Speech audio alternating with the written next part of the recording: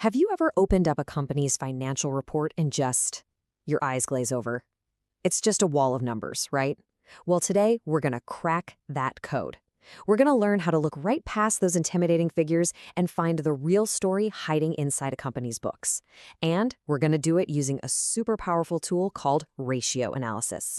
So let me just ask you a quick question. Is $1 million in debt a lot of money? Now, I bet your first instinct is to scream, yes, of course it is. But in the world of business, the answer is, well, it's almost always, it depends.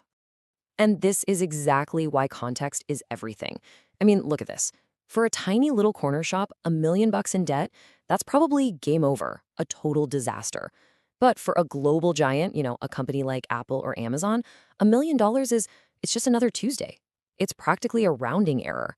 So you see, the raw number by itself, totally meaningless. So the big question is, how do we get that context? How do we actually read between the lines on a financial statement? Well, that's where this amazing tool comes in. It's called ratio analysis. Honestly, the best way to think about ratio analysis is like it's your own personal financial decoder ring. Seriously, this is the method that everyone, from bank loan officers deciding on a loan to the top managers of a company, uses to turn that wall of raw numbers into something that actually makes sense. It creates meaningful comparisons that show you what's really going on with a company's performance and its financial health. You know what this all boils down to is that ratio analysis helps us answer 5 absolutely critical questions about any business. Like, is it actually making money? Is it totally drowning in debt? Can it even pay its bills on time? Is it getting better over time? And maybe the most important one, how does it stack up against its competitors? So let's dive into a few key ratios that help us start painting that picture. Okay, first up, let's talk about liquidity. Now, I know it sounds like a fancy finance word, but it answers a really simple and super important question. Can the company pay its bills, like right now? You can think of it as the most basic test of financial survival. And we have 2 main ways to test for this. First, there's the current ratio. This gives you a pretty broad look at whether a company can pay its short-term bills using all of its current assets. But then you have the quick ratio. They even call it the acid test. And that name is perfect, because this one is way stricter. It asks a tougher question. Can you pay your bills without having to sell a single piece of your inventory? It's a much more conservative look at whether a company can really handle a crisis. All right, next up, leverage. This category is all about figuring out how much a company is relying on borrowed money. How big is its debt load? And it really gets to a fascinating question. Who's really in control here? Is it the owners, or is it the people who lent them all that money? And the first major ratio we look at for this is the debt-to-equity ratio. It's a really straightforward comparison. It's just borrowed money versus the owner's own money. That's it.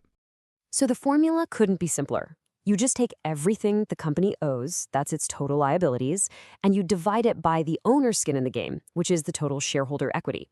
Now, if you get a high number here, it means the company is leaning really heavily on loans. And look, that's not automatically a bad thing, but it for sure increases the financial risk. More debt just means more pressure, period. Okay, so a company has debt. The next really logical question is, can they actually afford it? I mean, can they make the payments? And that's exactly where the interest coverage ratio comes in. It's a quick check to see if a company's profits are high enough to comfortably pay the interest on all those loans. So how do we figure this out? Well, you take the company's profit from just its main business. That's what we call earnings before interest and taxes, or EBIT. And you divide that number by its interest payments. And with this one, a higher number is always, always better. It means there's a nice, healthy cushion between what the business is earning and what it has to pay the bank every month. Okay, our last category for today is a big one, efficiency. I love this one because I think of it as measuring the speed of the business. How fast is this company's engine running? How quickly is it turning its stuff, its products, its assets into cold, hard cash? And the first one we're going to look at here is inventory turnover. This one is all about speed. It literally measures how many times a company sells through its entire stock of products in a certain amount of time. So are things just flying off the shelves, or are they sitting in a warehouse somewhere gathering dust?